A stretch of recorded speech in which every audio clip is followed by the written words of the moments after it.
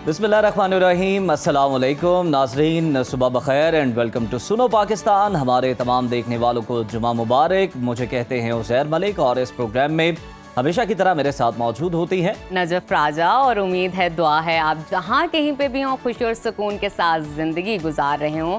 आपके दिन का आगाज़ को खूबसूरत और बेहतरीन और यादगार बनाने के लिए हम आपके लिए एंटरटेनमेंट, स्पोर्ट्स, पॉलिटिक्स, हेल्थ और टिप्स और दुनिया भर की अहम खबरों से भरा हुआ शो आपके लिए लेकर आएँ ताकि आपका दिन का आगाज़ अच्छा हो सके।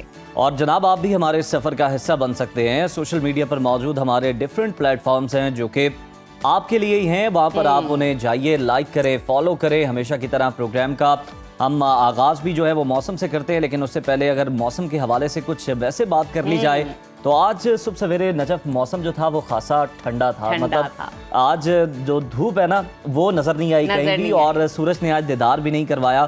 तो जनाब, मौसम बेहतर हुआ है, स्मॉग में कमी वाकई हुई है और लाहौरियों के लिए जरा कुछ बेहतरी हो गई है मेरा ख्याल है। तो बाकी जो है मुल्क भर के मौसम की सूरत हाल वो फिर आप बता दें। आप दर्जा हरारत की तरफ चलते हैं, आइए।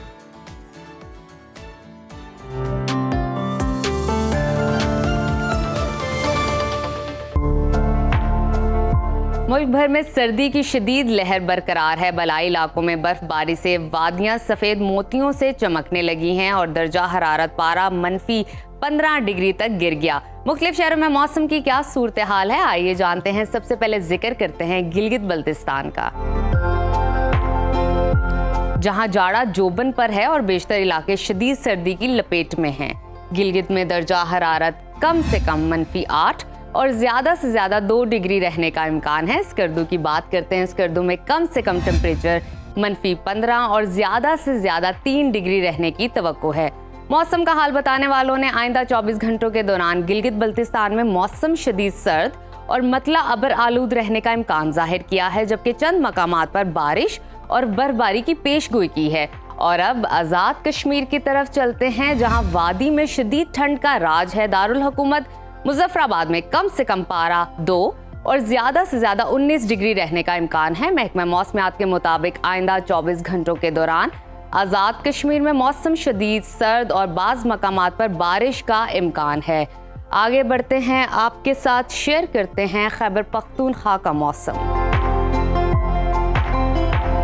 जहां बेशतर अजला में मौसम सर्द और खुश्क रहेगा। फूलों के शहर पेशावर में कम से कम दर्जा हरारत 5 और ज्यादा से ज्यादा 19 डिग्री रहने का इम्कान है। सवात की तरफ चलते हैं, जिसे पाकिस्तान का स्विट्जरलैंड कहा जाता है। वहां पर कम से कम टेम्परेचर -5 और ज्यादा से ज्यादा 15 डिग्री रहने की तवक्को है। महकमा मौसमियात के मुताबिक आइंदा 24 घंटों के दौरान एबटाबाद, मानसहरा, चित्राल, सवात और दीर में चंद मकामात पर हल्की बारिश हो सकती है। और अब आगे बढ़ते हैं, आपके साथ जिक्र करते हैं 5 दरियाओं की सरजमीन पंजाब का, जहां बेशतर अजला में शदीद सर्दी की लहर बरकरार है। दारुल हुकूमत लाहौर में दर्जा हरारत कम से कम 3 और ज्यादा से ज्यादा 18 डिग्री रहने की तवक्को है।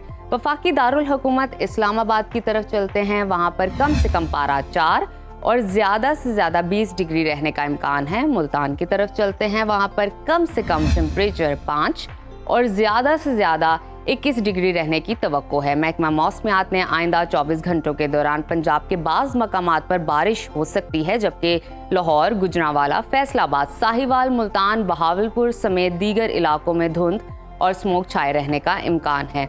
और अब आपको लिए चलते हैं बलूचिस्तान की तरफ,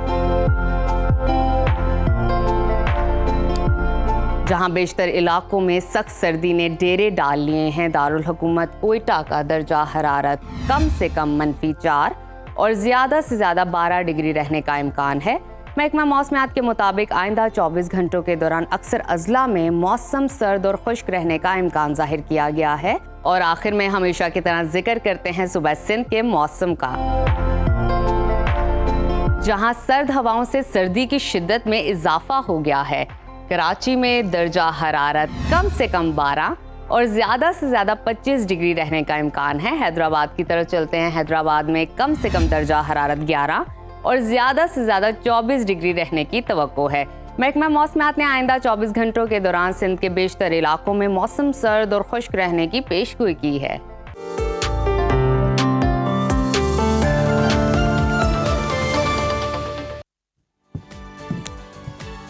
बिल्कुल नाज़रीन, हमने मौसम का हाल जाना और अब आपके साथ एक इंटरेस्टिंग खबर शेयर करते हैं। और वो खबर ये है कि हुकूमत ने 2025 में होने वाली सरकारी छुट्टियों का नोटिफिकेशन जारी कर दिया है, जिसके मुताबिक अगले साल में मजमूई तौर पर 40 आम तातीलात और इख्तियारी छुट्टियां होंगी, जिनमें से 17 आम तातीलात और 23 इख्तियारी छुट्टियां शामिल हैं।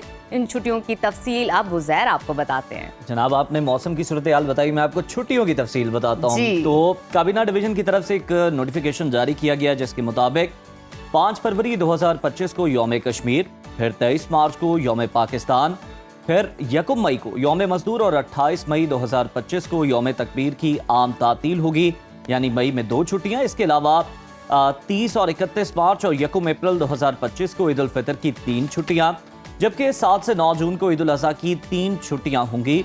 इसके अलावा 5 और 6 जुलाई 2025 को 9वीं और 10वीं मुहर्रम की छुट्टियां होंगी।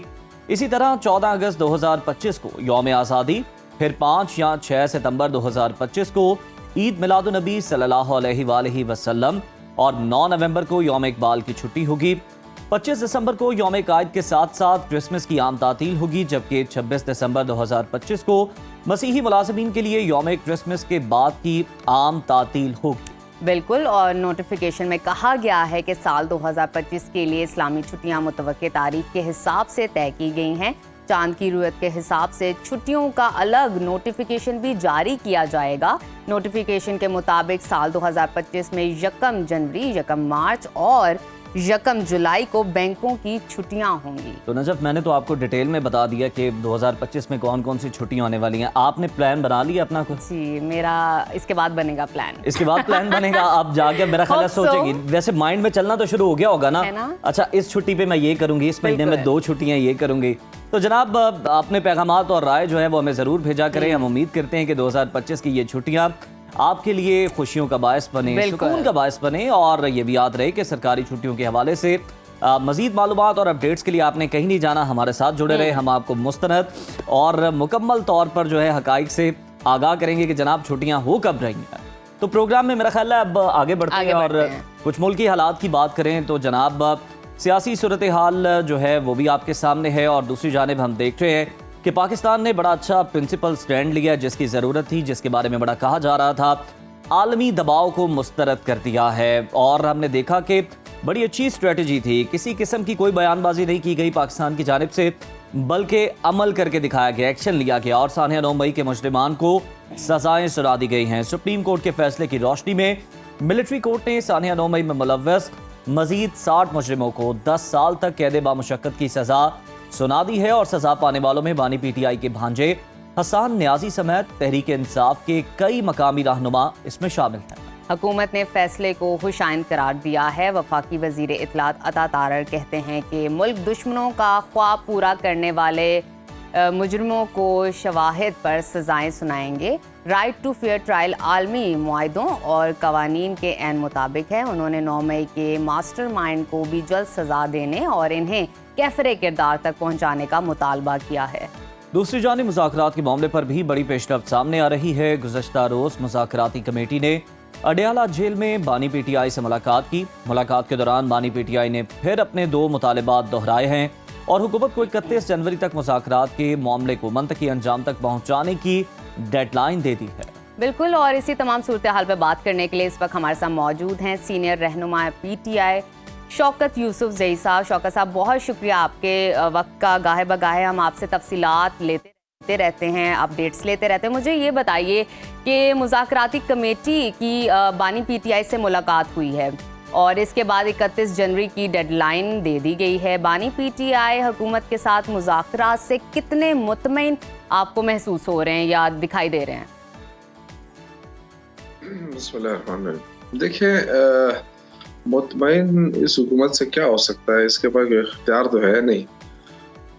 लेकिन बहरहाल जो इस वक्त मुल्क के हालात हैं वो तकाजा कर रहे हैं कि जी मुज़ाकरात के ज़रिए ही आगे बढ़ा जाए, क्योंकि मुल्क मुश्किल में है और मुल्क को मुश्किल से निकालना सिर्फ हुकूमत की जिम्मेदारी नहीं होती, अपोजिशन की भी होती है, सारे अवाम कौम की होती है कि वो मुल्क को मुश्किल से निकाले। तो उसकी खातिर जो है वो मुज़ाकरात का आगाज कर दिया गया। अब देखना ये है कि हुकूमत कितनी सिंसियर है और वो कितने माहौल को बेहतर करना चाहती है। तो जो 2 मुतालबात रखे हैं वो इसीलिए रखे हैं कि पता चल जाएगा जितने बेगुनाह लोगों को गिरफ्तार किया गया है उनको रिहा करना और जुडिशल कमीशन बनाना। जो 9 मई और 26 नवंबर के हवाले से जो इल्जामात लग रहे हैं कि जी पीटीआई दहशतगर्द तंजीम है और इंतशारी है, तो ये भी हुकूमत की एक किस्म की मुनाफिकत सामने आ रही है ना। एक तरफ आप दहशतगर्द करार दे रहे हैं, दूसरी तरफ आप मुज़ाकरात कर रहे हैं, तो ये भी हुकूमत के एक दोगलापन है। या तो कह दे कि जी ये दहशतगर्द। शौकत साहब, हुकूमत का भी आपके मुतालिक कुछ इसी तरह का मिलता जुलता ख्याल है। वो कहती हैं कि जनाब, हुकूमत कहती है कि जनाब आपने मशरूत कर रखा है मुज़ाकरात को, आपने सिविल नाफरमानी की कॉल भी दे रखी है और साथ ही आप हमें मुज़ाकरात की मेज़ पर भी ला रहे हैं, तो आप अपने 2 मुतालबात पर भी इस वक्त डटे हुए हैं। क्या आपको लगता है कि इस तरह से ये मामला चल पाएंगे, मतलब शराइत रख कर ये मुज़ाकरात कामयाब हो सकेंगे? देखिए, हमारे मुतालबात जेन्युइन हैं। अगर इस मुल्क के अंदर जमहूरियत होती, रूल ऑफ लॉ होता, आइन कानून की बालादस्ती होती, तो हमारे लोगों के साथ इतना जुल्म कभी ना होता। आप देखें कि पंजाब के अंदर तो इस वक्त कोई पुरअमन जुलूस निकालने का सोच भी नहीं सकता, इसलिए कि वहाँ पे मार्शल लॉ लगाया हुआ है। लोगों के घरों पे छापे मारे जा रहे हैं। ये पीटीआई से इसका ताल्लुक है तो उसको उसका कारोबार खत्म कर दो, उसका घर गिरा दो, उसका हुजरा गिरा दो। मतलब ये जो सिलसिला शुरू किया गया है इस हुकूमत ने, उसका मंतकिया अंजाम तो यही होगा कि ये प्लस पार्टी भी ख़त्म हो रही है, नून लीग भी ख़त्म हो रही है। क्योंकि आवाम के अंदर जब उनकी अहमियत नहीं होगी, आवाम में इनकी अक्सरियत नहीं होगी, तो इनकी सियासत तो ख़त्म हो रही है। अब कितनी बड़ी कीमत ये अदा कर रहे हैं 1.5 साल की हुकूमत इक़्तिदार में आने के लिए। जो कुछ इन्होंने किया उससे तो इनकी पार्टियां ख़त्म हो गई, और जो कुछ ये करना चाहते थे कि इमरान खान को क्रश कर दें, पीटीआई को क्रश कर दें, वो तो और ज़्यादा मजबूत हो रहा है, पॉपुलर हो रहा है। तो ये चीज़ें। लेकिन शौकत साहब, अभी तो आवाम काफ़ी कन्फ्यूजन का शिकार है, हुकूमत की जानिब से भी और पीटीआई की जानिब से भी। मुझे ये बताइए, जो मुज़ाकरात हो रहे हैं हुकूमत और पीटीआई के दरमियान, ये मुज़ाकरात की कोई पॉजिटिव एंडिंग है, या आपको ऐसा लगता है कि बानी पीटीआई को रिलीफ मिलेगा, वो रिहा हो जाएंगे, इसका कोई पॉजिटिव एंड सामने आएगा? देखिए, इमरान खान ने कल भी कहा है कि मुझे बेशक जेल में रखना है तो रख लो, लेकिन जो बेगुनाह कारकुन है उनको रिहा कर दो, क्योंकि सब उनकी वजह से ये स्कंजा घेरा हुआ है ना। और यानी आप जो 26 नवंबर के जो लोग पकड़े गए हैं, तो मारा किसने है, हमला किसने किया है, और जेलों में कौन है? क्या हुकूमत का कोई एक बंदे के ऊपर एफआईआर कटी है? ये जो सिलसिला है ना, इस तरह हुकूमतें नहीं चलती। जबरदस्ती, जुल्म, जबर, ये बहुत सारी हुकूमतें हमने देखी। तो शौकत साहब, मतलब अगर आप लोग विक्टिम हैं तो फिर आप लोग दरख्वास्त दे सकते हैं, मुकदमा दर्ज करवा सकते हैं, ये राइट तो आपके पास मौजूद है। जी, हमने किया है। कहाँ पे मुकदमा दर्ज किया जा सकता है? कोई जगह आप बता दें, हम जाके उधर दरख्वास्त दे देते हैं। केपी में ही आप चले, केपी में ही चले, इसको फॉलो कर सकते हैं, परसू कर सकते हैं।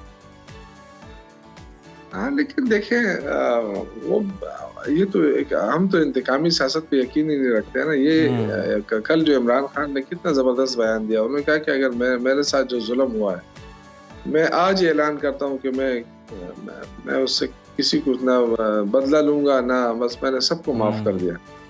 ये होता है लीडर, और वो कहता है मुझे छोड़ दो, मुझे। लेकिन शौकत साहब, ठीक है, इमरान साहब की जानिब से जो बयान आया, आपने बताया बानी पीटीआई की तरफ से, लेकिन दूसरी जानिब से हम देख रहे हैं कि कोई इस तरह का माहौल हमें नज़र नहीं आ रहा। मतलब हुकूमत की जानिब से भी मुतालबा भी किया जा रहा है कि जनाब के 9 मई के जो मास्टर माइंड्स हैं उन्हें भी जल्द सज़ा सुनाई जाए। और आपको पता है मास्टर माइंड से मुतालिक वो किसको इशारा कर रहे हैं। ISPR की जानिब से भी ये वाज़ेह हो चुका है कि मुकम्मल इंसाफ उस वक्त होगा जब मास्टर माइंड्स को भी सज़ा होगी। तो अगर बानी पीटीआई का मिलिट्री कोर्ट में ट्रायल होता है तो फिर मामला किस तरह आगे बढ़ेंगे? देखें, पहली बात तो ये कि एक वफाकी वजीर बगैर तहकीक के कैसे कह सकता है कि मास्टरमाइंड कौन है? क्योंकि जिस वक्त 9 मई हो रहा था, इमरान खान जेल में थे। तो ये जो इस तरह के बयानात जो होते हैं, ये गैर जिम्मेदाराना बयानात हैं, और ऐसा लगता है कि हुकूमत ने पहले ही सजाएं लिख चुकी हैं और अब सिर्फ ये अनाउंसमेंट रह गई है। और देखें, यही सजाएं अगर आप पाकिस्तानी अदालतों से दे देते इंसदाद दहशतगर्दी अदालतें मौजूद थी तो पाकिस्तान की इतनी बदनामी ना होती।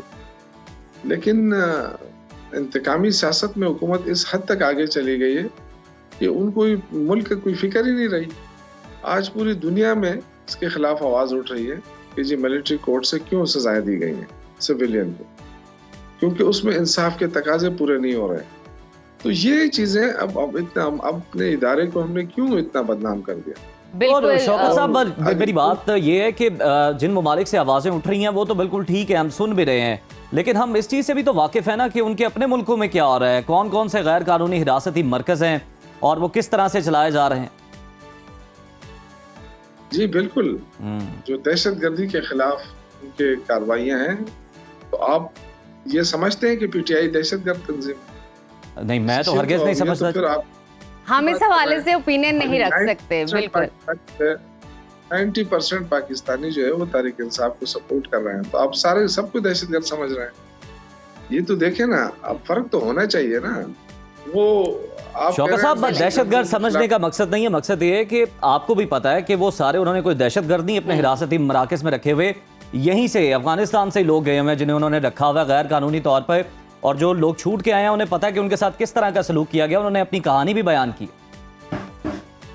देखिए, हम आपको याद है कि तहरीक इंसाफ ने गुआंतानामो बे में जो इंसानी हकूक़ की वायलेशन होती रही उस पर भी हमेशा आवाज उठाई जी।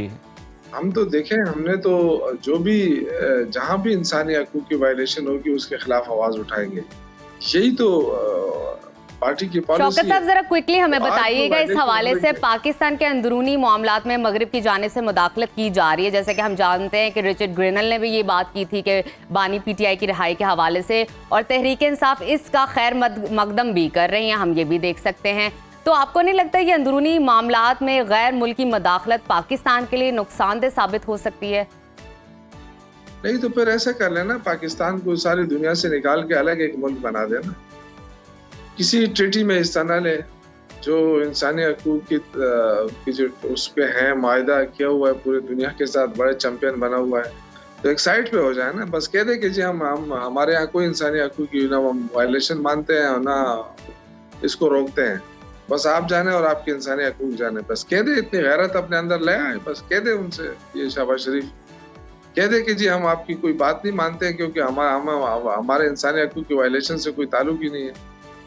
एक तो वहां जाके चैंपियन बनते हैं कि जी हम जमहूरी मुल्क हैं और हम रूल ऑफ लॉ पे यकीन रखते हैं और इंसानी हकूक़ के ऊपर यकीन रखते हैं, तो भाई जब आप चैंपियन बनते हैं तो लोग आपकी उंगली तो उठाएंगे जब आप गैर कानूनी काम करेंगे। और देखिए, मैं ये कहना चाहता हूँ कि इस नालायकों ने हमारी फौज को बदनाम कर दिया। पाकिस्तानी फौज दुनिया की नंबर 1 फौज है, और जो इस जो दहशतगर्दी के खिलाफ जंग में पाकिस्तानी फौज ने जो रोल अदा किया है, दुनिया में कहीं पे भी नहीं है ऐसा। तो मैं देखे ये ऐसे वाकयात करके अपनी फौज को बदनाम करना, इन्होंने तो अपना इंतकाम ले लिया ना, हुकूमत ने तो अपना इंतकाम ले लिया, लेकिन इतने बड़े इदारे को इस कटहरे में खड़ा कर दिया। बिल्कुल शौकत साहब, हुकूमत की वजह से भी हम देखते हैं कि इदारे की साख पर जो है ना फिर सवालात उठते हैं, लेकिन साथ ही साथ जो आपके लोग बाहर बैठे हैं ना, जिन पे आप इल्ज़ाम लगाते हैं, आपकी जमात के लोग के जनाब भाई ये सोशल मीडिया वहाँ से हैंडल करते हैं, हमारे भी ये कहने सुनने में नहीं है, उन्हें भी जो है ना थोड़े से मामलात को कूल डाउन करना चाहिए, फिर ये मामला जो है वो आगे चल सकेंगे, बेहतरी आ सकेगी। बहुत शुक्रिया आपका शौकत यूसुफजई साहब, आपके कीमती वक्त का, आप अपना तज्जिया दे रहे थे, जमात का मौक़िफ़ दे रहे थे और बता रहे थे कि इंसाफ की क्या स्ट्रेटजी है, वो किस तरह से आगे बढ़ेगी। यहाँ पर वक्त हो गया ब्रेक का, ब्रेक शामिल करते हैं, कहीं मत जाइए, देखते रहिए सुनो पाकिस्तान। वेलकम बैक टू सुनो पाकिस्तान। नाज़रीन, सर्दियों के मौसम में खांसी, नज़ला और ज़ुकाम तो आम होता है, सभी को होता है। बहुत से लोगों के पुराने दर्द भी इस मौसम में जाग जाते हैं, कोई जोड़ों और कमर दर्द की शिकायत करता है तो कोई हड्डियों और घुटनों की तकलीफ से परेशान दिखाई देता है। आपने अक्सर बुजुर्गों से ये बात भी सुनी होगी कि जड़ी बूटियाँ इस्तेमाल करो, सर्दी आपको छू भी नहीं सकती, लेकिन सवाल ये है कि क्या ये वाकई इतना आसान है? हार्वर्ड यूनिवर्सिटी अमेरिका में होने वाली एक रीसेंट रिसर्च में बताया गया है कि ठंडी और सर्द हवा इंसानी नाक में मौजूद जरासीम के खिलाफ काम करने वाले मुदाफ़ियाती रद्द अमल को कमज़ोर कर देती है। इसी तरह सर्द मौसम में अक्सर लोग सूरज की रोशनी में कम वक्त गुजारते हैं और ये रोशनी जिस्म के लिए विटामिन डी के हसूल का एक अहम जरिया होती हैं और यही विटामिन हमारे इम्यून सिस्टम को भी मजबूत करता है। सर्दियों की आम बीमारियों का आसान और घरेलू इलाज जानने के लिए आज हमने एक बार फिर से अपने प्रोग्राम में दावत दी है। मारूफ हर्बलिस्ट नैयर आपा हमारे साथ मौजूद हैं। नैयर आपा, खुशामदीद आपको शो में। बहुत शुक्रिया। सबसे पहले हमें ये बताएं कि सर्दियों में बच्चों को और ख़ास तौर पर बच्चों को और इसके अलावा बड़ों को नज़ला ज़ुकाम से बचाने के लिए कौन से देसी नुस्खे हैं और किस तरह से हम उन्हें इस्तेमाल कर सकते हैं? हाँ जी, बिल्कुल। नज़ला ज़ुकाम और उसके साथ जो है ये जॉइंट्स पेन वगैरह, ये इश्यूज भी ना सिर्फ बड़ों को, बच्चों को जो है वो यंग एज में भी ये इशू हो जाते हैं। नज़ला ज़ुकाम फ्लू के लिए, क्योंकि जारी सी बात है सर्दी का मौसम चल रहा है, और जो बेस्ट रेमेडी है जो मेरे घर में डेली बेसिस पे जो है वो यूज़ हो रही है, अदरक। अच्छा। अदरक, लौंग, दालचीनी, इनका जो है वो कहवा इतनी कमाल की चीज़ है। इसके अंदर थोड़ा सा गुड़ डाल लें।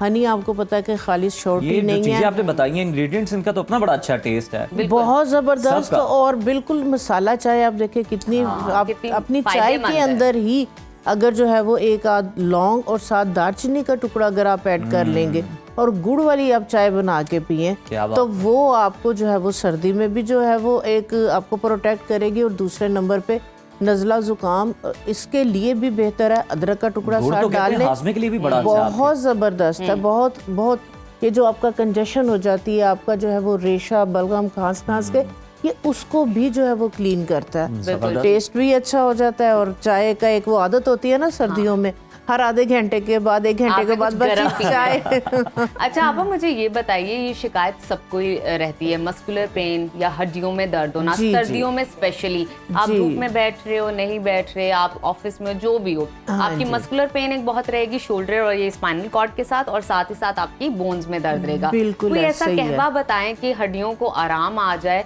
क्योंकि मेरा स्पेशली ये बहुत मस्कुलर इशू है। कहवा जो है ये मैंने लौंग और दालचीनी आपको बताया, ये बेहतरीन है। कुछ है। चीज़ें जो है वो ऑर्गेनिक के अंदर, हर्बल के अंदर, कि अगर आप इनको यूज़ कर लें तो आपके ये मसलों के साथ साथ आपके जो दूसरे मसले होते हैं ना, कि आपकी स्किन में भी ग्लो होना चाहिए, आपके बिल्कुल। बाल भी अच्छे होने बिल्कुल, चाहिए, ये तो जरूरी है। आपका वेट भी नहीं बढ़ना चाहिए, वो आपके फैट को भी बर्न करे। तो जो है वो एक नुस्खे से कई इलाज। कई इलाज, हाँ जी बिल्कुल।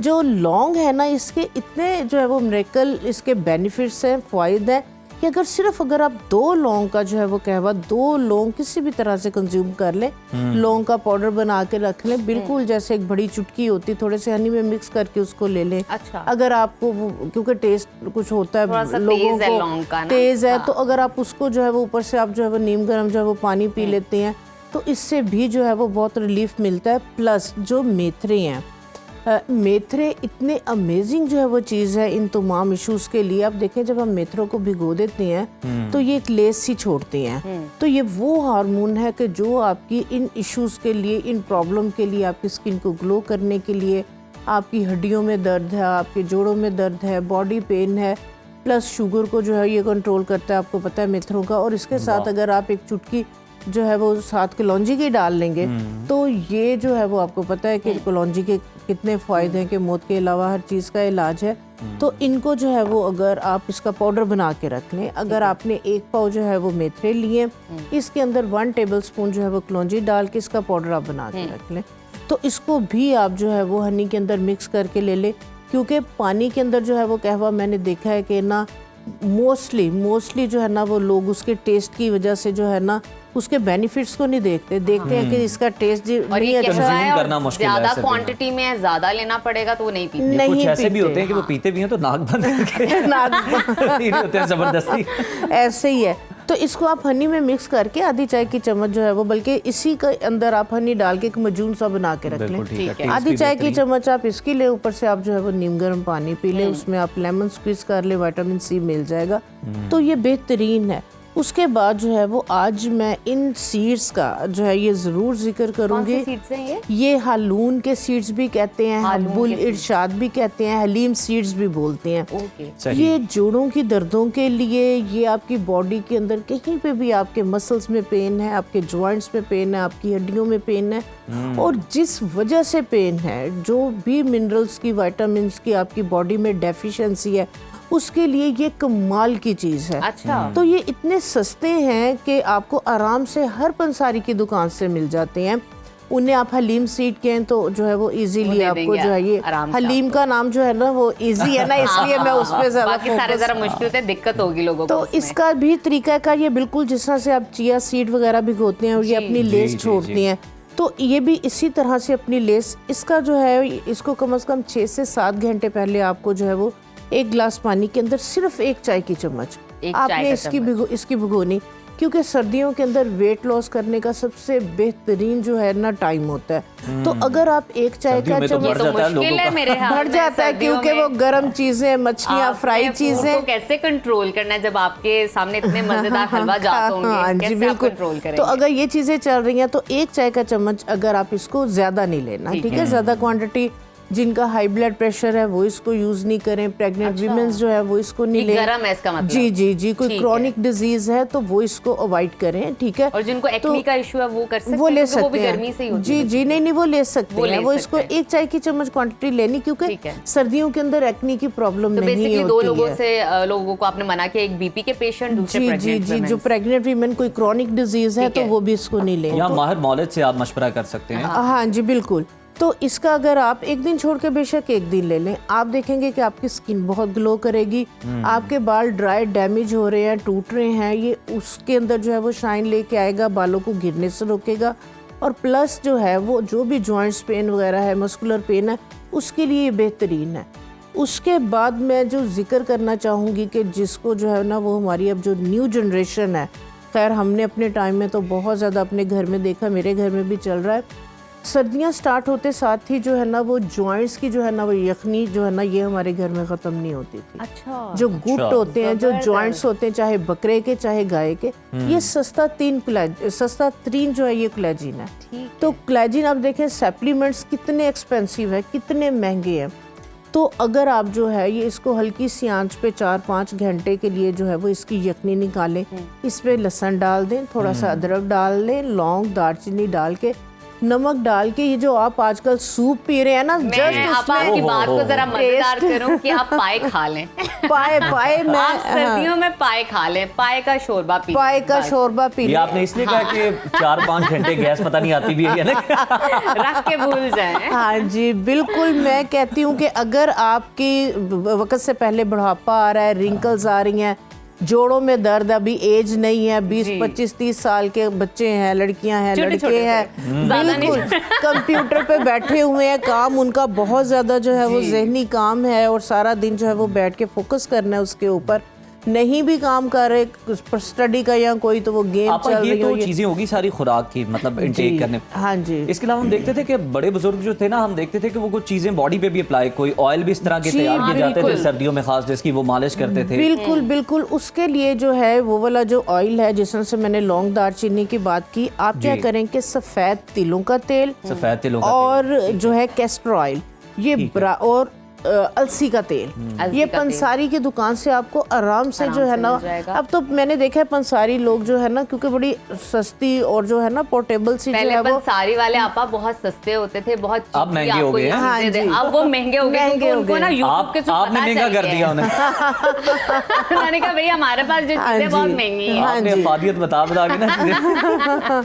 तो ऑयल जो है ना, कोल्ड प्रेस ऑयल की उन्होंने ना छोटी छोटी सी मशीनें लगाई जी, हुई जी, हैं। जी, तो जी। वो ये है कि पहले था कि खुशबू या हम लोगों को होता था कि इसमें सेंस इन्होंने डाले में, तो उसी टाइम आप अपनी ये चीज़ें लें और वहीं पे आप इसका ऑयल निकलवा लें, तीनों ऑयल बराबर क्वांटिटी बिल्कुल। में। अच्छा आपा, एक बड़ा मसला है सबके साथ होता है, जो ही सर्दियां आए, किसी को नजला जुकाम है नहीं है, वायरल है नहीं है, वो करेगा थोड़ी थोड़ी देर बाद कुछ ना कुछ, मतलब आपको कुछ नहीं भी फिर भी आपके ना नाक में कुछ ना कुछ चलता रहता है। रहा ये क्या होता है। है और हाँ इसको जी। कैसे कंट्रोल कर हाँ सकते हैं जी, सर्दियों में? वाकई क्योंकि आपने- महफिल में बैठे अच्छा मैं नहीं भूला लगता, हुआ था, आपने मुझे याद करवा दी।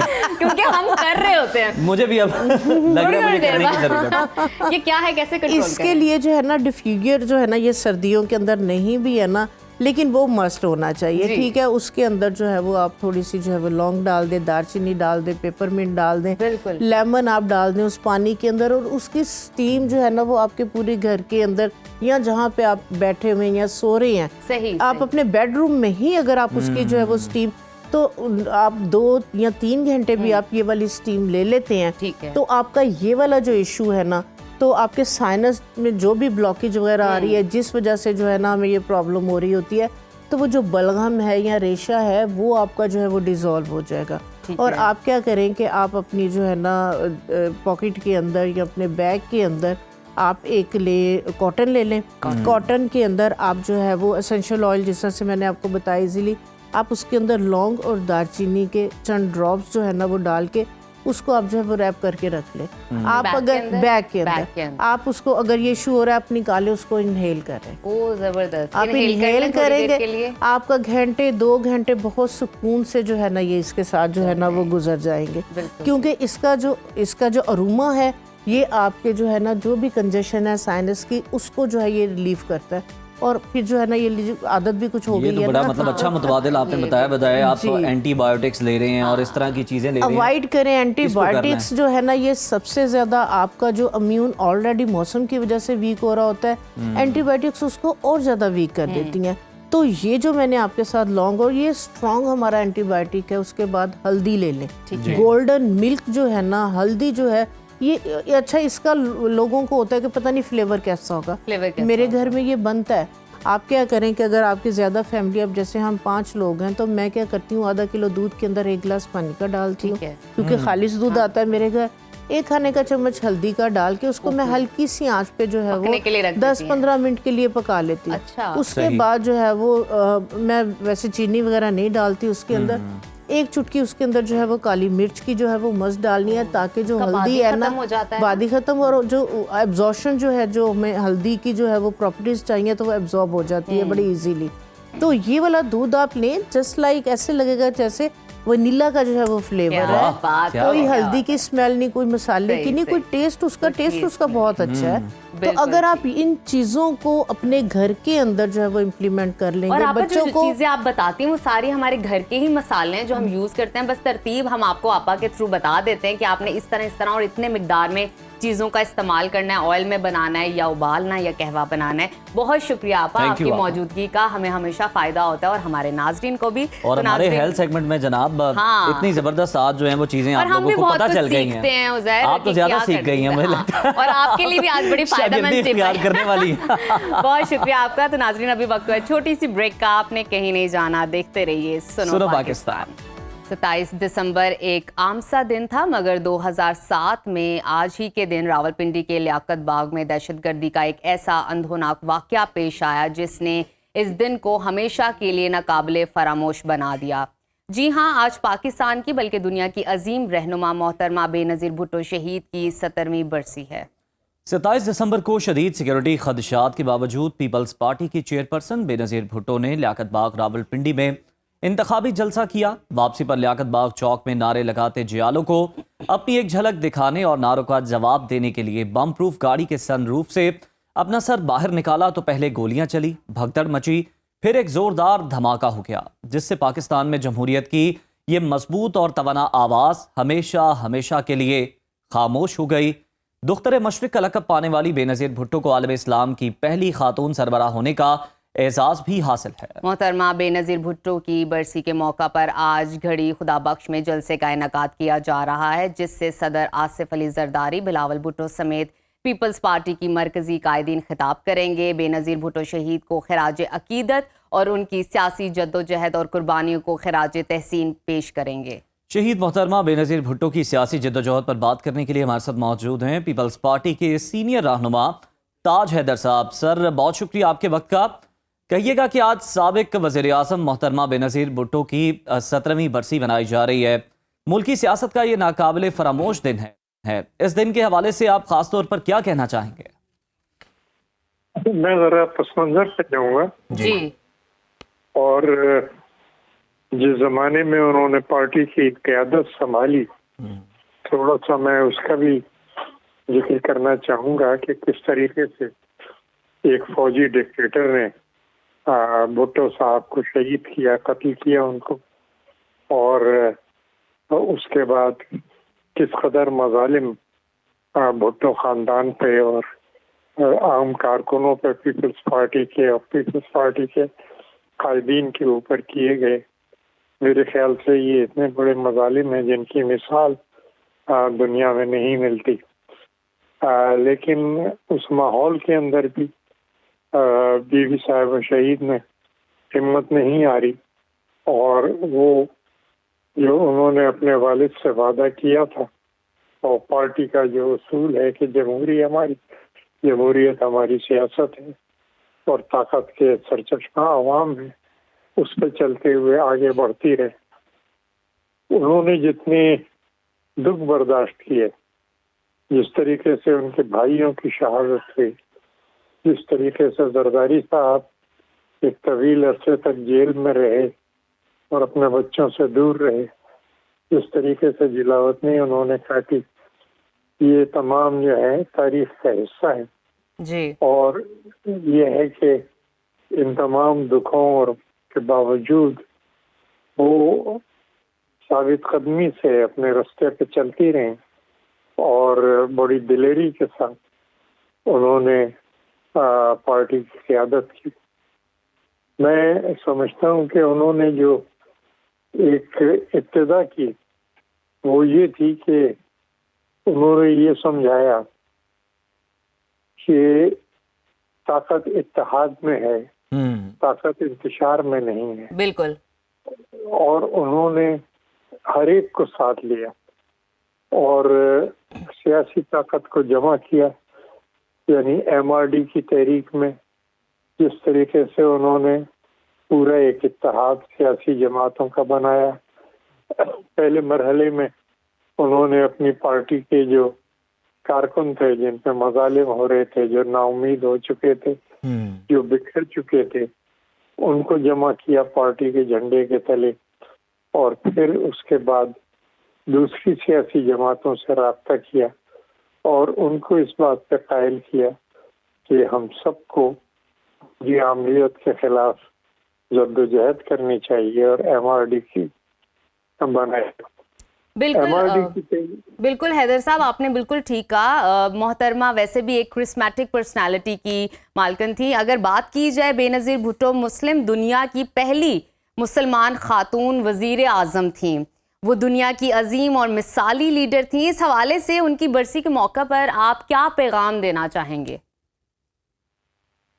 शायद उनकी जद्दोजहद जो है उसको याद करना कहीं ज्यादा अहम है उनके वजीर आजम बनने से, और जो तरीक़ेकार उन्होंने इख्तियार किया जी कि किस तरीके से पूरी कौम को मुत्तहिद किया और दुनिया भर को ये बताया कि पाकिस्तानी फौजी आमरीत को रिजेक्ट करते हैं और पाकिस्तानी अपने आइन की और अपनी जमहूरियत की हिफाजत करना चाहते हैं, जिसकी वजह से फौजी आमरीत जो दुनिया भर में एक प्रोपेगेंडा कर रही थी, उसका प्रोपेगेंडा ख़त्म हुआ, और जिसकी वजह से वो जो फौजी आमरीत के बैरूनी सरपरस्त थे वो भी उसके साथ हटे और उसको बिल्कुल। ताज साहब, ये तारीख का हिस्सा और सबके सामने और बड़े खूबसूरत अंदाज में आप जो है यादें ताज़ा की और उनकी जो जिद्दोजहद थी उस पर रोशनी डाली। आपका बहुत शुक्रिया।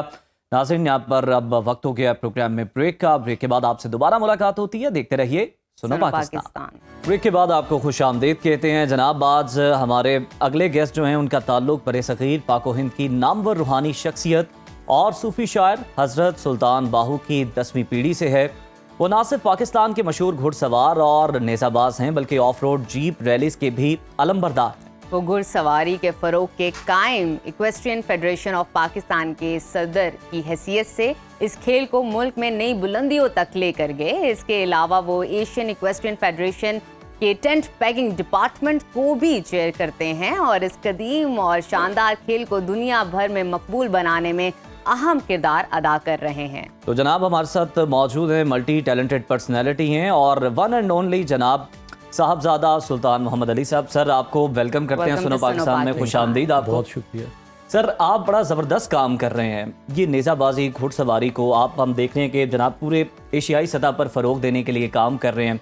कितनी पसीराई आपको हासिल हो रही है इस सिलसिले में?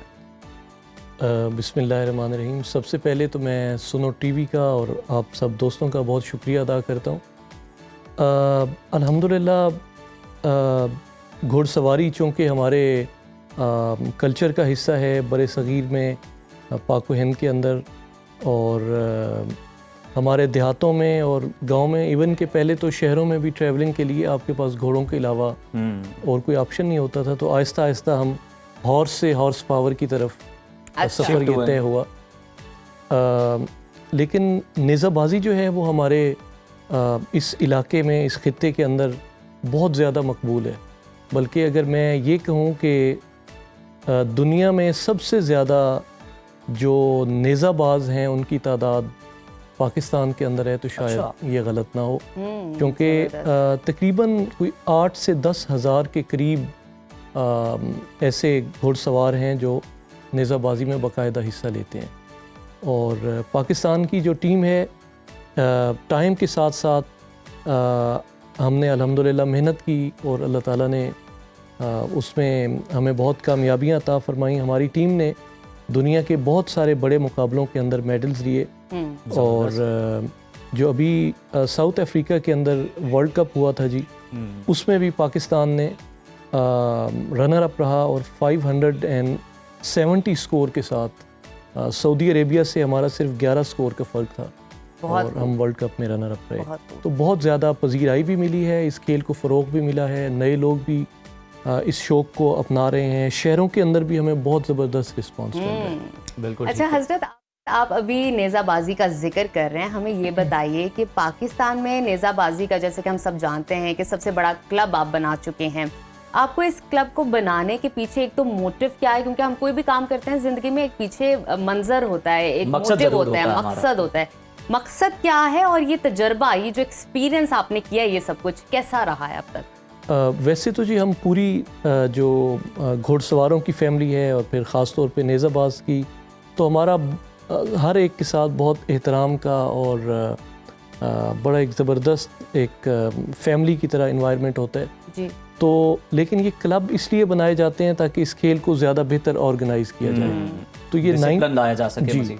तो 1982 में मेरे वालिद साहब हज़रत सुल्तान मोहम्मद असगर अली रहमतुल्लाह अलैह, आपने इस क्लब की बुनियाद रखी और मकसद यही था कि न सिर्फ हम इस खेल को ज़्यादा बेहतर ऑर्गेनाइज तरीके से इसको प्रमोट करें, बल्कि इस खेल के ज़रिए से अपने मुल्क के सॉफ्ट इमेज को भी उजागर करें, और ताकि हम अच्छे घुड़सवार उनको ट्रेन करें, उनको उनकी हौसला अफजाई करें और वो पाकिस्तान को बड़े मुकाबलों में जाकर रिप्रेजेंट करें और पाकिस्तान के लिए मेडल लेके आएँ। और अल्हम्दुलिल्लाह वो ख्वाब। सर, आपने भी बात की मुकाबलों की और आपने बताया कि कौन कौन से मुकाबले थे जिनमें शिरकत कर चुकी है पाकिस्तान की टीम, बड़े माइलस्टोन अचीव किए हैं। अब ऐसे कौन से आगे आलमी मुकाबले आ रहे हैं जिन पर आपकी नज़र है और उसके लिए क्या ख़ास तौर पर तैयारियाँ जा रही? एक तो जी इंशाल्लाह वैसे तो कॉम्पिटिशन्स होते रहते हैं, इंशाल्लाह जनवरी में भी हमारी टीम टूर कर रही है बाहर का। फरवरी के अंदर हम एक इंटरनेशनल इवेंट होस्ट करने जा रहे हैं पाकिस्तान में, और फिर एक और इंटरनेशनल इवेंट है उसमें हमारी टीम जाएगी इंशाल्लाह। तो लेकिन हमारा गोल चूँकि सबसे बड़ा मुकाबला वर्ल्ड कप का होता है, तो उसकी ऊपर सबसे पहले उसके क्वालिफाइंग राउंड्स होंगे नेक्स्ट ईयर, बल्कि 26 के अंदर होपफुली। उसकी डेट्स अभी अनाउंस हो जाएंगी, उसका स्केड्यूल वगैरह आ जाएगा। तो हमारी नज़र जो है उसी के ऊपर मरकूज़ रहेगी ताकि उसकी हम अच्छी तैयारी करें और पाकिस्तान टीम को वहाँ बहुत कामयाबियों से। अच्छा, आपकी मौजूदगी का फ़ायदा उठाना चाहूँगी। आप ऑब्वियसली बेहतरीन प्लेयर हैं और लोगों के लिए भी काम करते हैं, इतनी कामयाबी समेटी है आपने। मुझे ज़रा ये बताइए और हमारे नाजरीन को भी कि एक अच्छा नेज़ाबाज बनने के लिए कौन कौन सी क्वालिटीज़ चाहिए? अगर कोई इंटरेस्ट रखता है इस गेम में तो किस क्वालिटीज़ को वो नज़र में रखे? बेसिकली नेज़ाबाजी जो है, घुड़सवारी वैसे ओवरऑल आपको डिसिप्लिन सिखाती है। ठीक है। एक ऐसे जानवर के साथ, एक ऐसे टैलेंटेड जानवर के साथ जिसकी ज़ुबान नहीं है। बिल्कुल ठीक। तो आपने सबसे पहले तो ये कम्युनिकेशन स्किल पैदा करना है अपने और घोड़े के दरमियान, विच इज़ नॉन वर्बल। जी। जो हमारे उस्ताद, पुराने बड़े बुज़ुर्ग उस्ताद थे, वो हमें यही सिखाते थे कि अगर दो चीज़ें घोड़े की आपके हाथ में हैं तो आप बेहतरीन घोड़सवार हैं। वो दो चीज़ें कौन सी हैं? घोड़े का मुंह और घोड़े की रूह। वाह।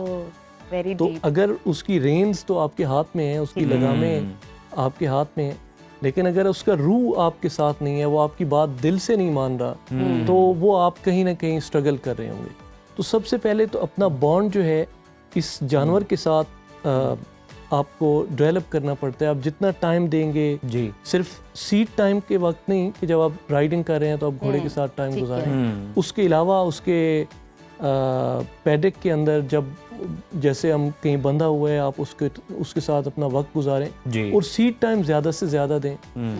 बतौर नेज़ाबाज तो आपको सबसे पहले घोड़े को ट्रेन करना है उसकी लाइन के ऊपर कि वो सीधा दौड़े, घोड़े को अच्छा वक्त देना है, उसको अच्छी ट्रेनिंग देनी है, और उसके भी एक पैदा हो जाए सवार के साथ उसकी। और उसके साथ साथ आप अपनी जितनी ज़्यादा प्रैक्टिस करेंगे एक अच्छे माहिर नेज़ाबाज की निगरानी के अंदर, तो मेरे ख्याल में 1 से 2 महीने में आप इस काबिल हो जाते हैं कि आप किसी कंपटीशन में हिस्सा लें। और उसके बाद आप जितना सीट टाइम देंगे, जैसे कहते हैं कि practice makes a man perfect, बिल्कुल, तो आप जितना ज़्यादा टाइम देंगे, जितनी ज़्यादा एफर्ट डालेंगे, जितनी ज़्यादा कोशिश डालेंगे, आपके रिजल्ट्स उतने अच्छे आएंगे। और फिर आपको मैच प्रैक्टिस चाहिए।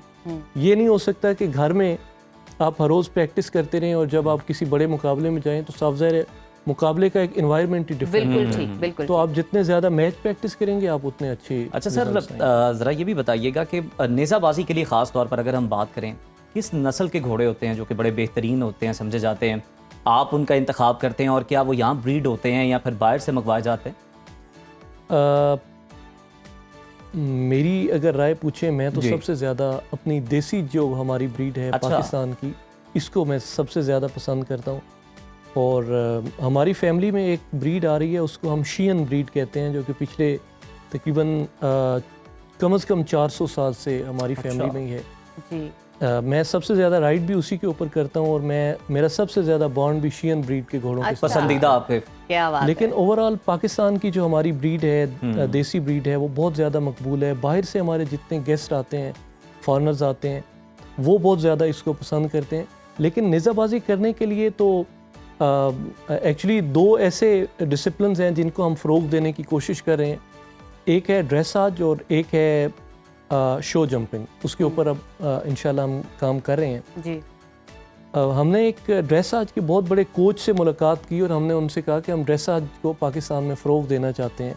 तो उन्होंने कहा ठीक है, मैं आपको इसमें हेल्प करूंगा। सही। तो हमने कहा जी हमारे पास ड्रेसाज के घोड़े नहीं हैं। उन्होंने कहा आपके पास घोड़े हैं? हमने कहा जी हैं। उन्होंने कहा उनकी 4 टांगें हैं? अच्छा। हमने कहा बिल्कुल। उन्होंने कहा फिर वो ड्रेसाज कर लेंगे। अच्छा। तो नेज़ाबाजी के लिए भी एग्जैक्टली अगर कोई भी घोड़ा है उसको आप ट्रेन कर सकते हैं टेंट पैकिंग के लिए। ठीक है, ट्रेनिंग मैटर करती है। अच्छा सर, साथ ही ये भी बता दें कि पाकिस्तान में नेज़ाबाजी का आप मुस्तकबिल क्या देखते हैं, और नौजवानों को ज़्यादा से ज़्यादा इस खेल में किस तरह से शामिल किया जा सकता है, इसका हिस्सा बनाया जा सकता है? बहुत ब्राइट फ्यूचर है नेज़ाबाजी का, और ख़ास तौर पे जिस तरह मैंने कहा कि हमारे बहुत सारे लोग ऐसे हैं जो घोड़ों की हमारी देसी ब्रीड के ऊपर अब फोकस कर रहे हैं, और उसके साथ साथ जो नए लोग यंगस्टर्स आ रहे हैं, बच्चे आ रहे हैं, क्योंकि बहुत थ्रिलिंग स्पोर्ट है।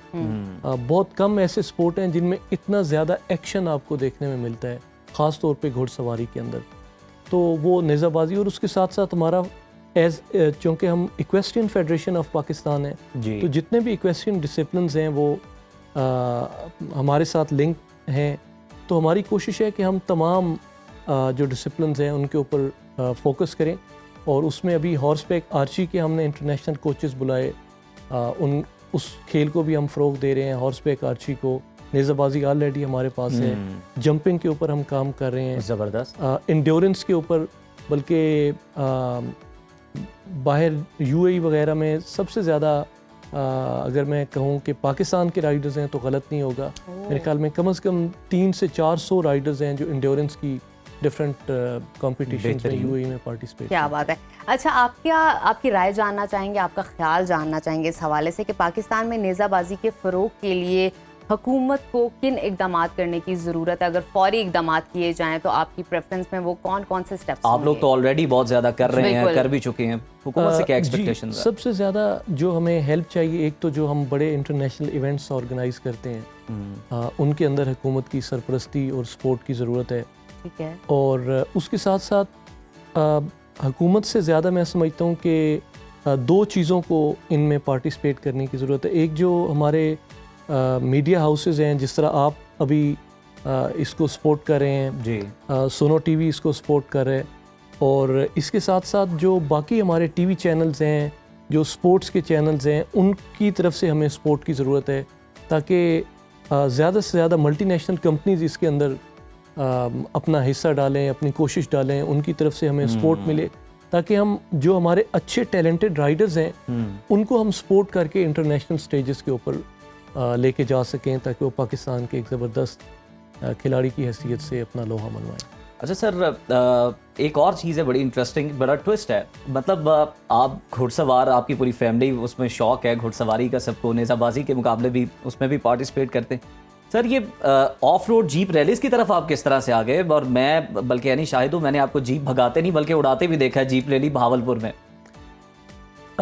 शुरू में जी जिस तरह आपने भी फरमाया कि हमें घुड़सवारी की तरफ और नेज़ाबाजी की तरफ ही रुझान था, तो मुझे घुड़सवारी से ही ना जी इंजरी हुई, बैक इंजरी हुई, तो डॉक्टर्स ने मुझे कहा कि आप रेस्ट लें। तो मैं रेस्ट के ऊपर था, तो उन्हीं दिनों में मुझे चोलिस्तान में, चूँकि नादिर मक्सी साहब की हम उनकी वीडियोस देखते थे जी, और एक फ़ैन की हैसियत से उनको देखने हम गए आइडलाइज करते हैं चोलिस्तान में क्या जी। बात है।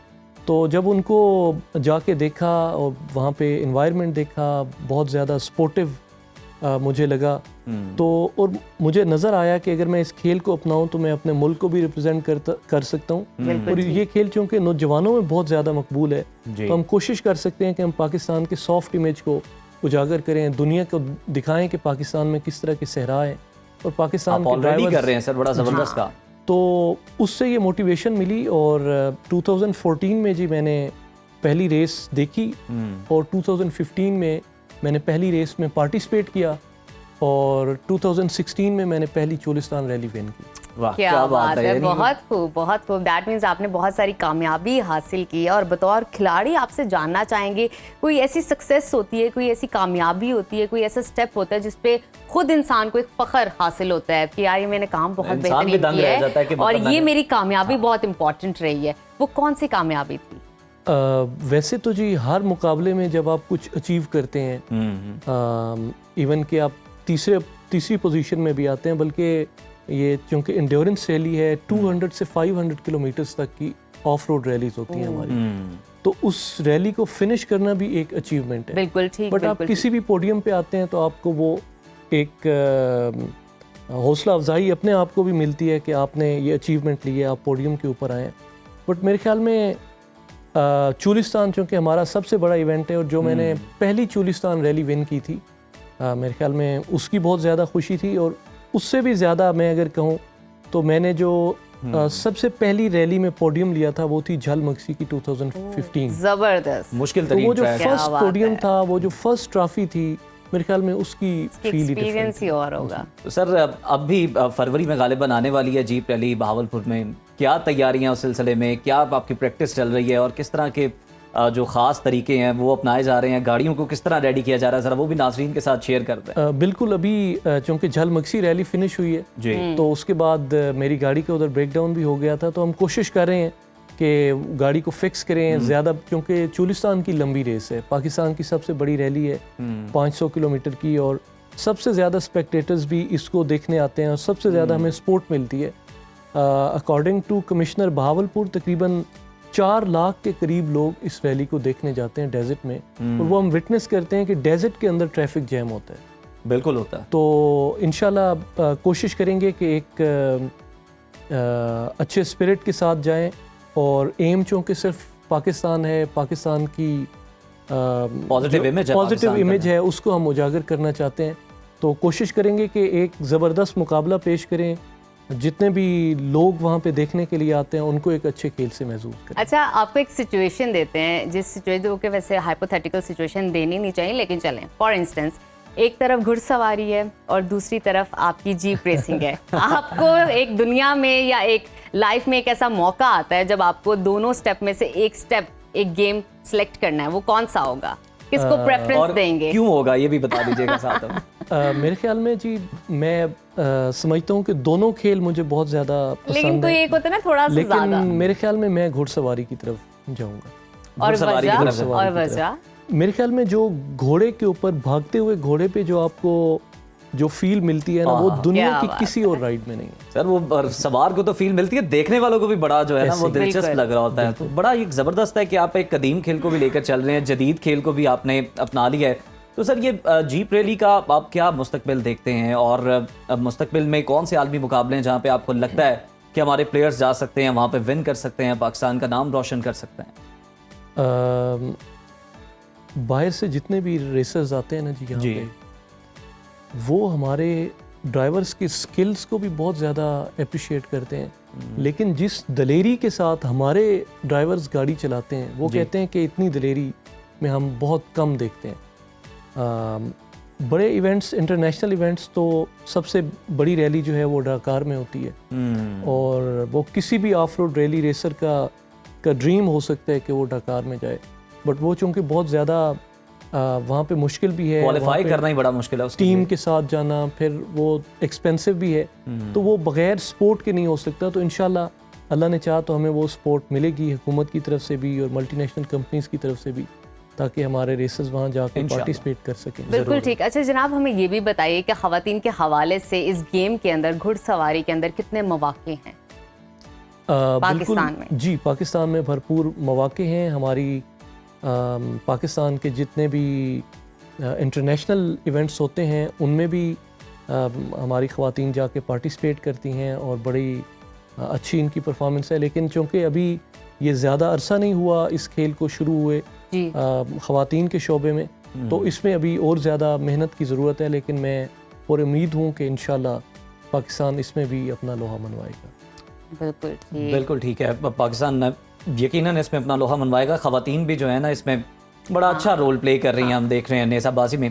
तो सर ख़ास तौर पर ख़वातीन से स्पेसिफिक भी जो है मुकाबले, उनका इनेकाद भी करवाया जाता है आपकी फेडरेशन के ज़ेरे तमाम? जी बिल्कुल, पाकिस्तान में भी होता है जी, और अभी इसको मज़ीद भी फ़रोग़ देने की ज़रूरत भी है, और इंटरनेशनली भी इवेंट्स मुनक़िद होते हैं।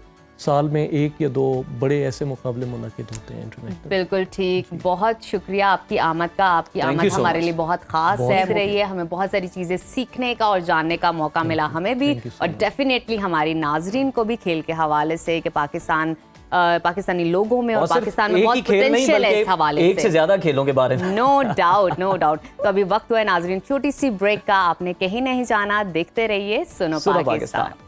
वेलकम बैक टू सुनो पाकिस्तान। प्रोग्राम के सिलसिले को आगे बढ़ाते हैं और कुछ बात करेंगे शोबिज़ इंडस्ट्री की। 2024 बहुत सी अच्छी और बुरी यादों के साथ अपने एख्तिताम को पहुंचने वाला है। सालिनों का आगाज होने वाला है। इस नए साल से भी बहुत सारी उम्मीदें वाबस्ता हैं। ख़ास तौर पर पाकिस्तान की शोबिज़ इंडस्ट्री के लिए नया साल कैसा होने वाला है, कैसा रहने वाला है, और कौन से फनकार इस साल शादी के बंधन में बन जाएंगे, और किसके सितारे अरूज पर होंगे, राज करेंगे। इन तमाम सवालात का जो जवाब है आज हम इस सेगमेंट में जानेंगे। सिर्फ यही नहीं, और भी बहुत से सवाल हैं, जैसा कि क्या इस साल पाकिस्तान फिल्म इंडस्ट्री पर छाए नाकामी के साए ढलने का कोई इम्कान है, या फिर अभी मजीद इम्तिहान यहाँ भी बाकी। इन सब सवालों का जवाब जानेंगे हमारे आज के अगले गेस्ट मारूफ एस्ट्रोलॉजर अजमल रहीम साहब से। अजमल साहब, वेलकम टू सुनो पाकिस्तान। सर, सबसे पहले हम आपसे ये जानना चाहेंगे कि मजमूई तौर पर साल 2025 जो कि दस्तक दे रहा है, आया खड़ा है, ये पाकिस्तानी शोबिज़ इंडस्ट्री के लिए किस तरह का रहने वाला है? पहले तो मैं सारा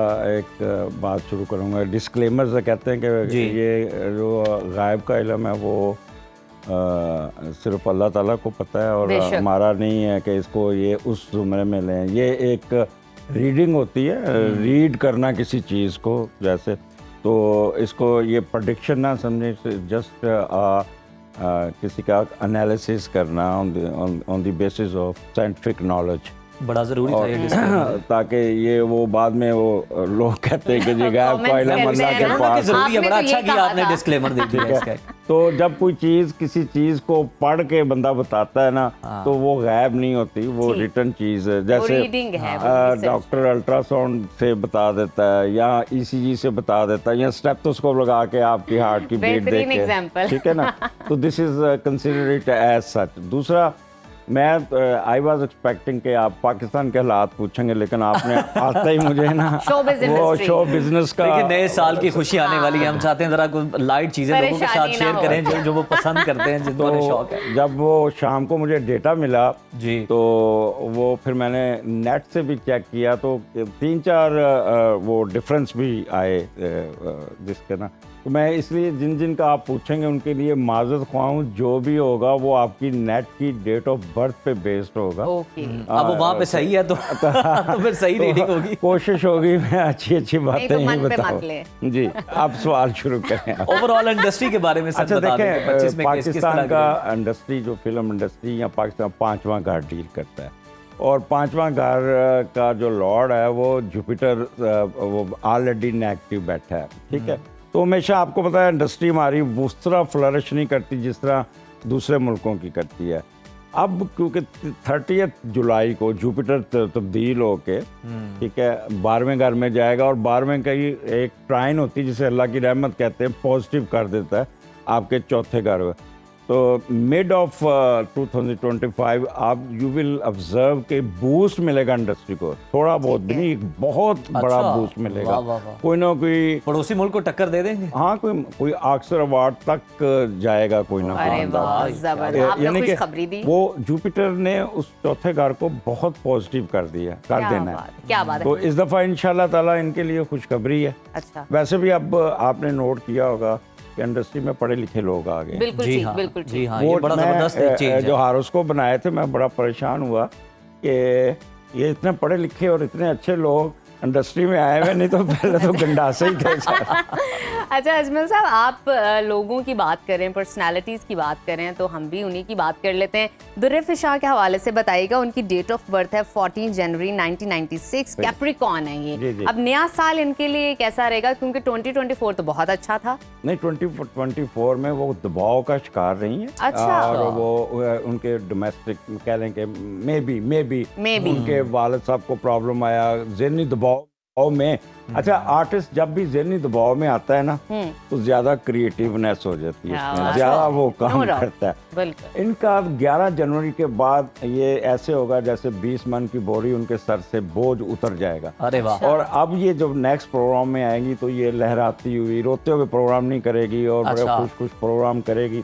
और ये बॉर्न आर्टिस्ट है। और लेकिन एक इसमें चीज़ है कि ये बड़ी संजीदा सी अदाकारा है जो अपने इमोशंस को, अपने पर्सनल इमोशंस को एक्सप्रेस नहीं कर सकते। मसलन आपके साथ बैठी है तो आप उसको बहुत अच्छे लग रहे हैं, वो कह नहीं पाएगी कि आप बहुत अच्छे हैं, लेकिन यहाँ तक आके एक्सप्रेस बात करने में जरा जाएगी। वीक है हाँ, तो। वो अपने तो ये उसके हस्बैंड को भी ये उसकी कंप्लेंट होगी उसके साथ कि ये हालांकि वो अंदर से पूरा जोर मार के प्यार करने वाली बच्ची है, लेकिन वो शक्ल से ऐसे होगा जैसे वो बिल्कुल नहीं प्यार करती। ये उसका एक नेगेटिव पॉइंट। ठीक है जी, बिल्कुल। बिल्कुल अच्छा, तो फिर वहाज अली की बात कर लेते हैं। तारीख़ पैदाइश है उनकी 1 दिसंबर 1988, स्टार है उनका सेजिटेरियस। उनके सितारों के बारे में जरा बताएं। एडमिनिस्ट्रेटर है, इसको तो गलत आ गया, उसको तो CSS करके उधर होना चाहिए अच्छा। था। और अदाकारी उसका एक कह रहे हैं पार्ट टाइम था। ठीक है। और वो इज़ बेस्ट इन उसमें है, लेकिन बिजनेस में भी बहुत अच्छा है और फिनांस में भी बहुत अच्छा है, एडमिनिस्ट्रेशन में अच्छा है। बट ये इसका दौर, ये जो सेजिटेरियन है, ये थोड़ा सा दबाव का शिकार रहेंगे 6, 7, 8 महीने। ये इनका एक किस्म कह रहे कि ना अच्छा ना बुरा, बस जैसे पानी बहता जाता है ना, इस तरह बहता गो विद द जाएगा। फ्लो वाला मामूल के मुताबिक मामला ठीक चला है। अल्टीमेटली आज मैं इनके बारे में बता दूं कि ये अपना इससे किनारा कश हो के बाहर परमानेंट सेटल हो जाए। अच्छा, ये तो आप 2025 में बहुत नहीं, बड़ी पेशगोई कर रहे वैसे हैं। कमिंग आगे ईयर्स के अंदर ये परमानेंट ये इमिग्रेशन लेके वेस्ट की तरफ, वेस्ट हमारा आ जाता है UAE, अमेरिका या कनाडा।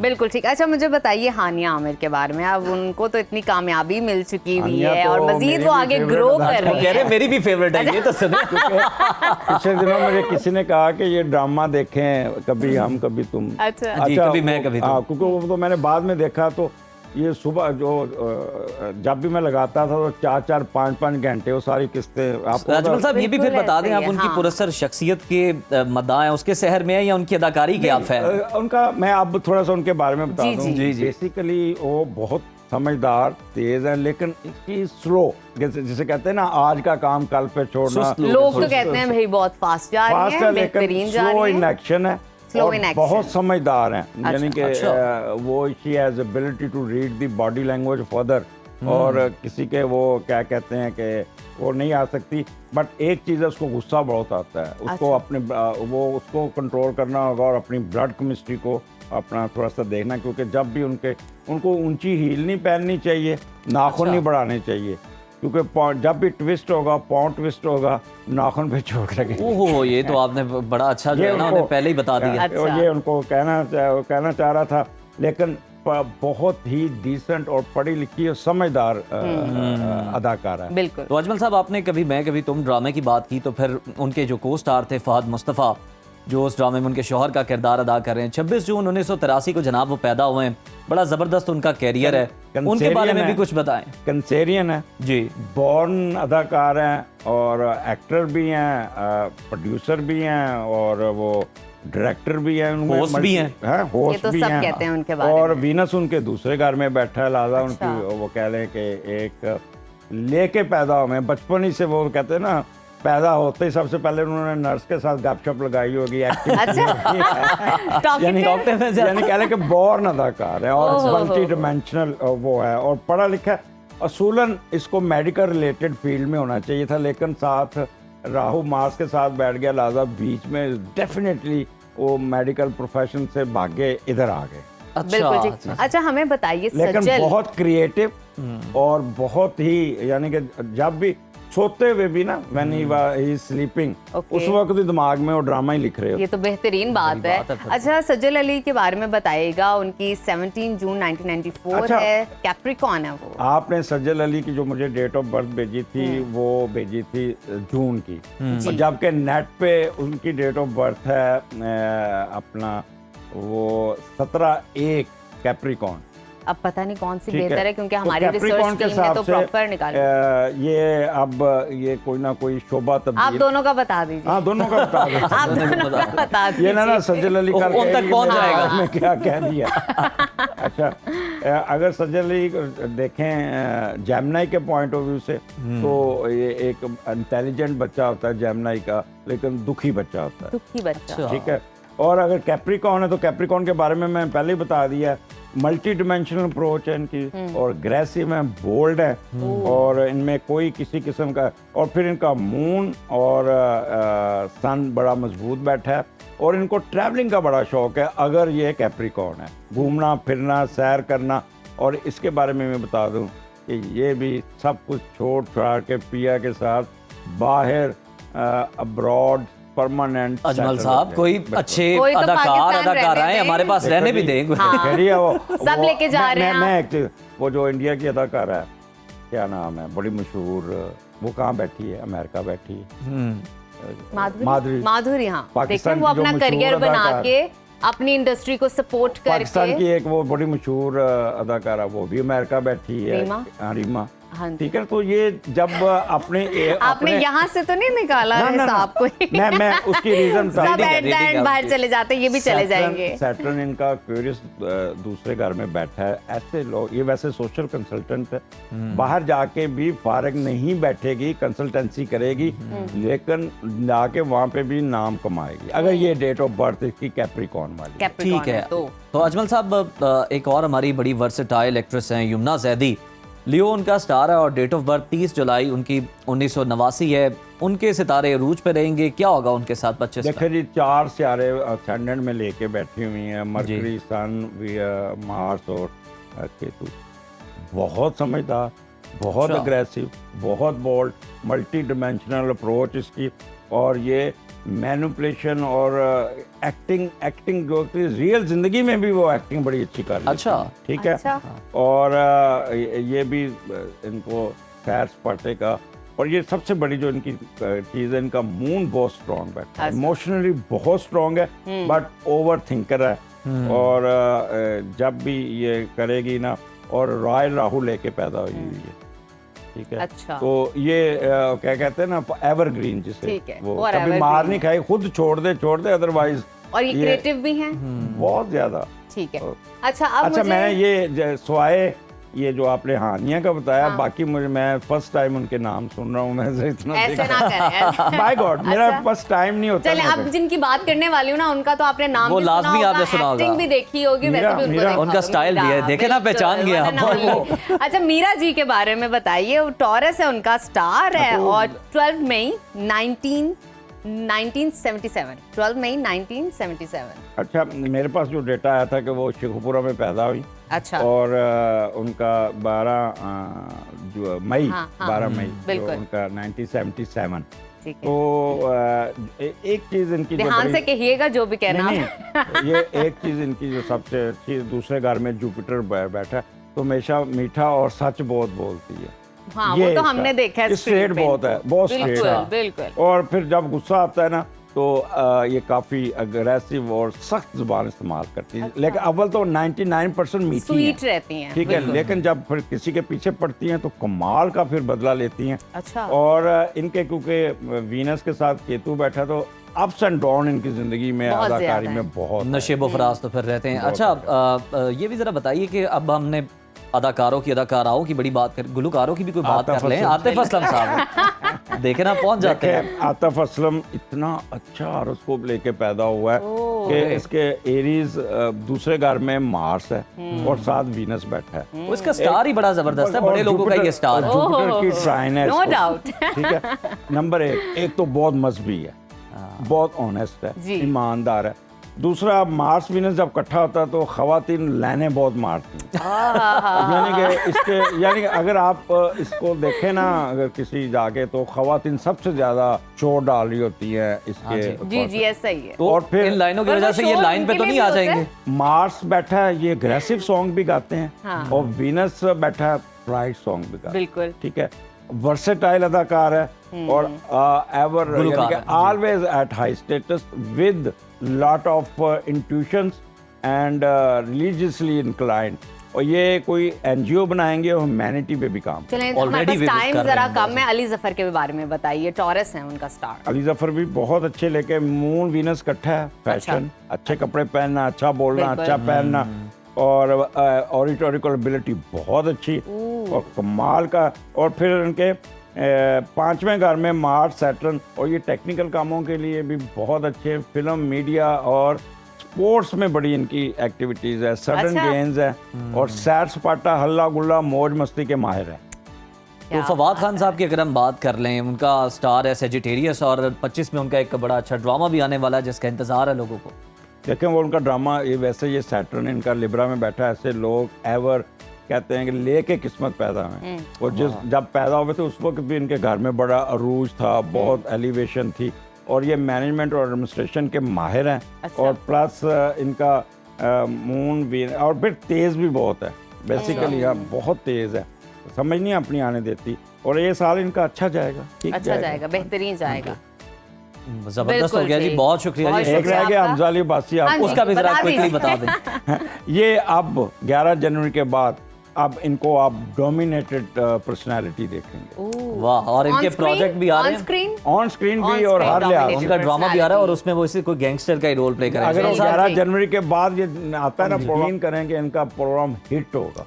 चलें क्या जी, बात वो है, ये फिर तो आपने बहुत मशवरा दे बेहतरीन दिया, बात वो कह उस पे दी। अमल भी कर। बहुत शुक्रिया बहुत अजमल साहब शुक्रिया आपकी आमद आपका। का। तो नाजरीन, प्रोग्राम में अब हम ब्रेक शामिल करते हैं, आप कहीं मत जाइए, stay with us. Welcome back to सुनो पाकिस्तान। प्रोग्राम के सिलसिले को आगे बढ़ाते हैं और शामिल करते हैं एक पॉजिटिव ब्रेकिंग न्यूज़, और अपने नाजरीन को दिखाते हैं कि कैसे स्पेस के सफ़र पे निकला एक एस्ट्रोनॉट सिर्फ एक गलत बटन दबाने पर पाकिस्तान में क्रैश लैंडिंग कर चुका है। 3, 2, 1. तो जनाब, हमने अभी आपको दिखाया कि स्पेस से जाय का टेक ऑफ, और अब हम आपको बताएंगे कि जाय है कौन, जो कि आपके ज़हन में सवाल उठ रहा है। तो नाजरीन, जाय एक टेक, इंटेलिजेंट और सेवी एस्ट्रोनॉट है, और आप इसे Santa Claus of upgraded smartphone technology भी कह सकते हैं, क्योंकि वो लेकर आया आप सबके लिए अफोर्डेबल अपग्रेडेड स्मार्टफोन्स, और वो भी सिर्फ एक गलत बटन दबाने पर। तो आइए दिखाते हैं आपको जाय की crash landing. Wrong landing. Incorrect button. Wrong landing.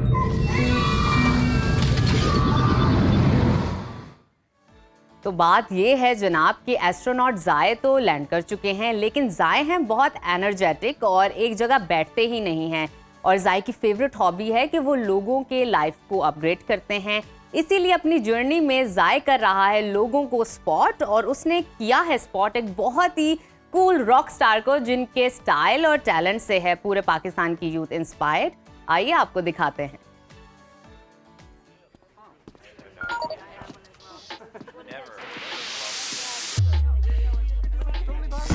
Upgrade कर,